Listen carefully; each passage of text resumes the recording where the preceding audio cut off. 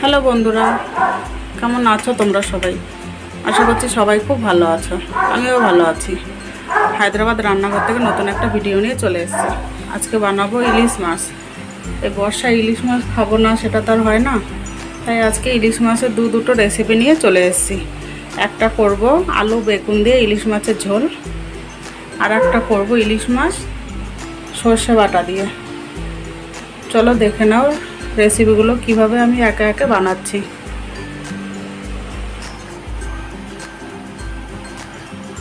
সর্ষে ইলিশটা করার জন্য ইলিশ মাছের মধ্যে আমি সর্ষে বাটাটা দিয়ে দিলাম, একটু হলুদ দিয়ে দিলাম,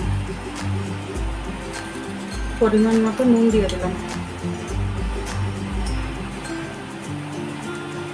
সর্ষের তেল দিয়ে দিলাম।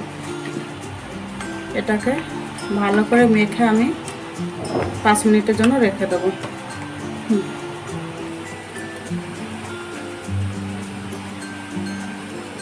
সর্ষে ইলিশের জন্য কড়াইয়ে সর্ষের তেল দিয়ে দিলাম, তেলের উপরে কালো জিরে দিয়ে দিলাম,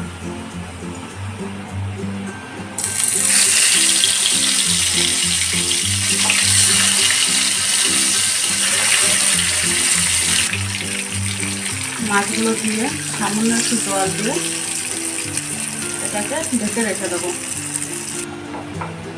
দেখতে পাচ্ছ বন্ধুরা, পরিমাণ মতো জল দিয়ে দিয়েছি।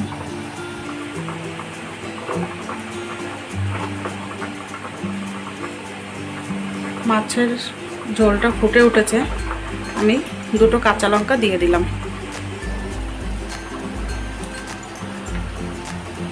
ইলিশ মাছ আলু বেগুন দিয়ে করার জন্য কড়াই বসিয়ে দিয়েছি, তেল দিয়ে দিয়েছি, কালো জিরে দিয়ে দিলাম,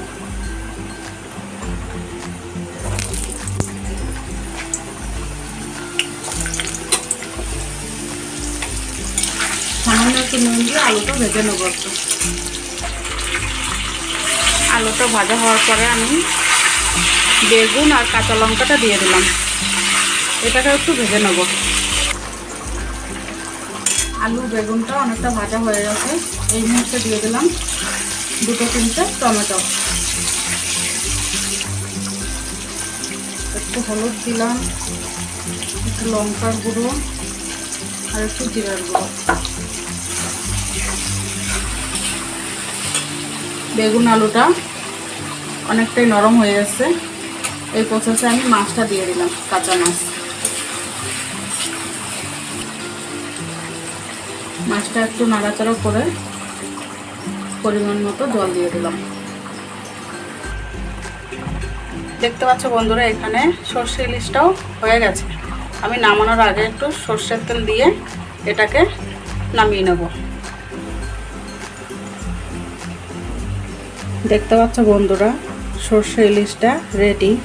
কতটা লোভনীয় হয়েছে সর্ষে ইলিশটা দেখতে, খেতেও কিন্তু দারুণ হবে। তোমরা এইভাবে সর্ষে ইলিশটা বানিয়ে খেয়ে দেখো, খুব টেস্ট হয় খেতে।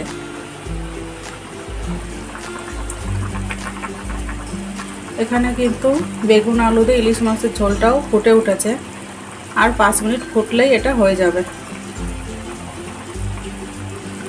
এই বেগুন আলু দিয়ে ইলিশ মাছের ঝোলটা এটাও কিন্তু খুব টেস্ট হয় খেতে। দেখতে পাচ্ছ বন্ধুরা, এখানে বেগুন আলু দিয়ে ইলিশ মাছের ঝোলটাও কিন্তু আমার হয়ে এসছে। দেখো কি সুন্দর কালার এসছে, কতটা লোভনীয় লাগছে দেখতে। আমি এটাকে এখন নামিয়ে নেব। বুঝছো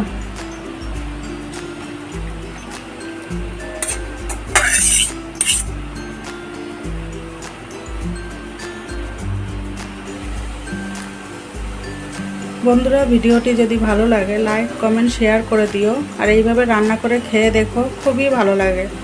আমাকে কমেন্ট করে অবশ্যই জানাবে, আর হ্যাঁ, চ্যানেলটা সাবস্ক্রাইব করে দিও।